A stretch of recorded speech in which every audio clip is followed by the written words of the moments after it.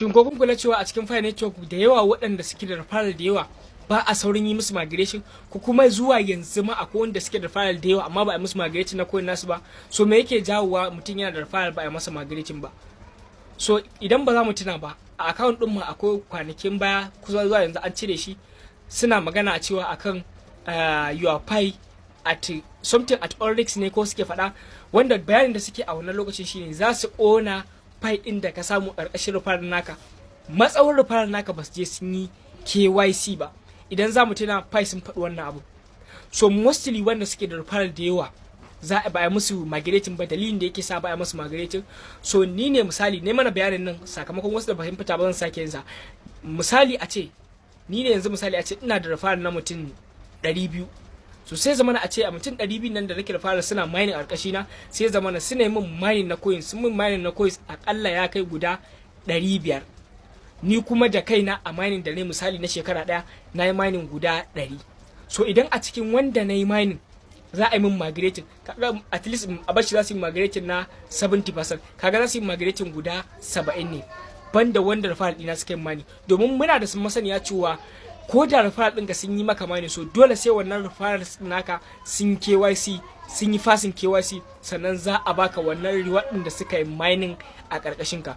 Matsawar ko ba su KYC ya successful ba, ba za a sa maka shi ma a transportable balance ba, kawai za ka gan shi ne a cikin balance naka. But amma asalin wanda kai mining da kanka shine halal naka, za ka an sa maka shi a transportable balance, shine wanda za a ga maka migrating. So mostly abin da yasa za ka ga masu referral ba a saurin yi musu migrating, so suna buƙatar su yi maka jinkiri na ya zamana a ce mutanen da kai referral a ƙarƙashin ka ya zamana sun ƙara yin KYC, sun yi KYC, su yi ma jinkirin yin KYC domin a ƙara maka mai transportable balance naka ya ƙaru. Suna la'akari da cewa why no zai zamana a ce kana da balance da yawa but amma ka zo transportable balance naka dan kaɗan, domin idan har duka wanda kai fara ba su KYC ba, kaga fa a wallet ɗinka kana da at least kusan guda 600 wanda yake a balance naka, but transportable balance naka wanda za a tura maka migrating a wallet naka wanda za a maka migrating guda 70, kaga ai yayi kaɗan. So sukan yi jinkiri saboda wannan referral ɗin naka su samu su ƙara yin KYC, a ƙara maka transportable balance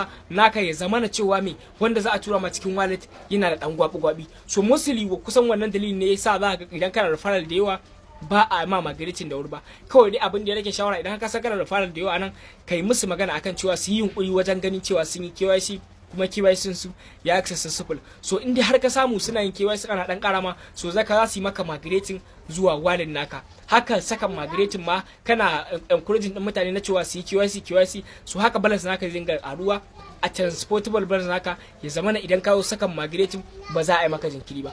Kusan wannan shine dalilin da yake sawa. Wannan dai shine Pioneers. Assalamu alaikum.